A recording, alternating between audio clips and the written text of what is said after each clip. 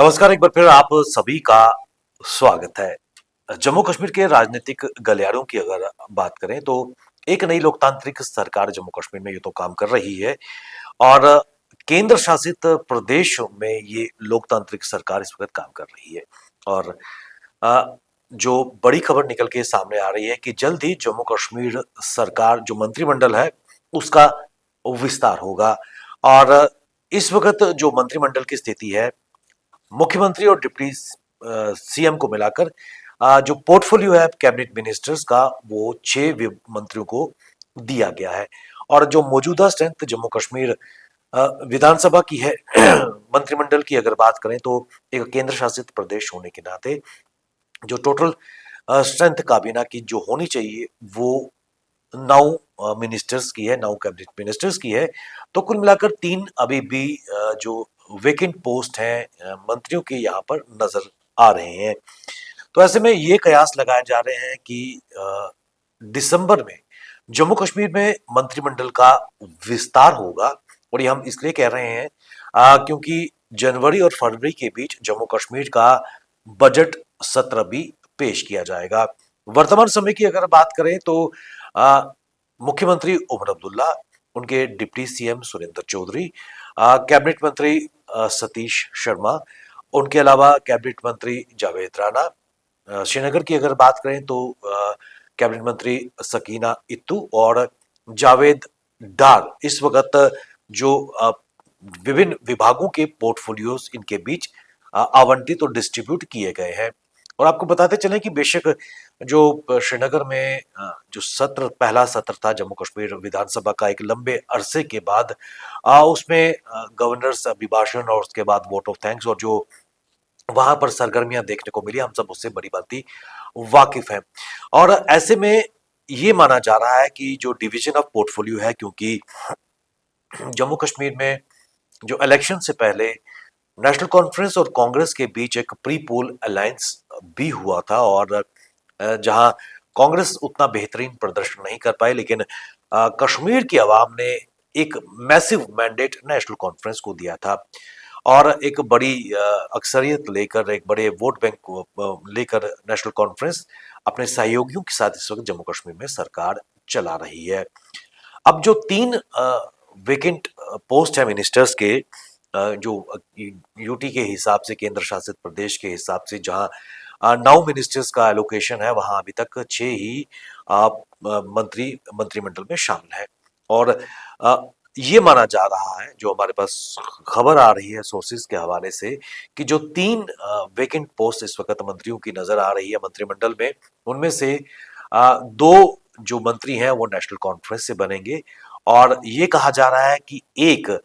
जो cabinet minister का portfolio Congress के खाते में जाएगा, क्योंकि कांग्रेस उतना अच्छा प्रदर्शन नहीं कर पाई और कहीं ना कहीं 6 सीटों पर सिमटती नजर आई और जम्मू संभाग से एक उनका जो एमएलए था वहां जीता है। ये भी कहा जा रहा है कि जीए मीर जो फॉर्मर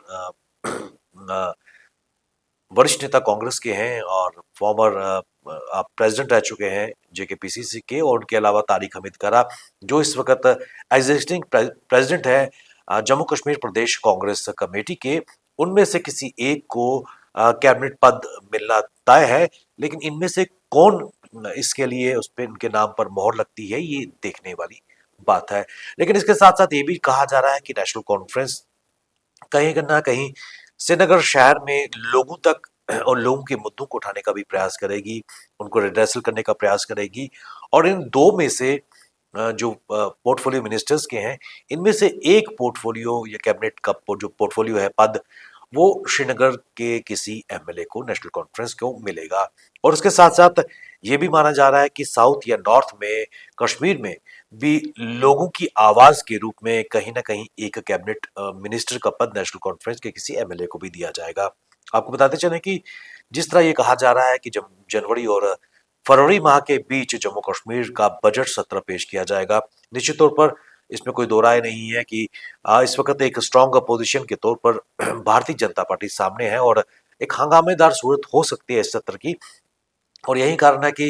अभी फिलहाल 6 कैबिनेट मिनिस्टर्स मुख्यमंत्री और डिप्टी मुख्य सीएम को मिलाकर विभिन्न डिपार्टमेंट्स के पोर्टफोलियो को लेकर काम कर रहे हैं। और कहीं न कहीं इनमें से कुछ जो पोर्टफोलियोज़ होंगे, डिपार्टमेंट्स जो नए कैबिनेट मंत्री हैं, उनको एलोकेट किए जाएँगे और कहीं न कहीं जो इस वक़्त दबाव है, लगातार प्रेशर है, हर डिपार्टमेंट्स के रिव्यू मीटिंग लेना, लोगों की एक्सपेक्टेशंस को पूरा करना, वो मुश्किल हो रहा है इन कैबिनेट मिनिस्टर्स के लिए। वहीं जब ये थोड़े से पोर्टफोलियो शिफ्ट हो जाएंगे नए आने वाले कैबिनेट मिनिस्टर से, तो निश्चित तौर पर जम्मू कश्मीर में जो सरकार की प्राथमिकता है टू डिलीवर, जनता की आवाज को एड्रेस करना, इश्यूज को एड्रेस करना, तो कहीं ना कहीं बेहतर तरीके से ना केवल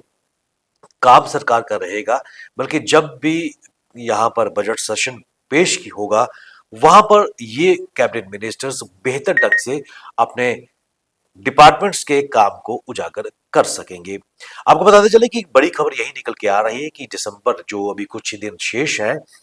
जल्दी ही एक एक्सपेंशन जम्मू कश्मीर में मंत्रिमंडल का होने जा रहा है। और इस मंत्रिमंडल में 3 में से 2 पद नेशनल कॉन्फ्रेंस के खाते में जाएंगे और एक जो पद है काबीना के मंत्री का,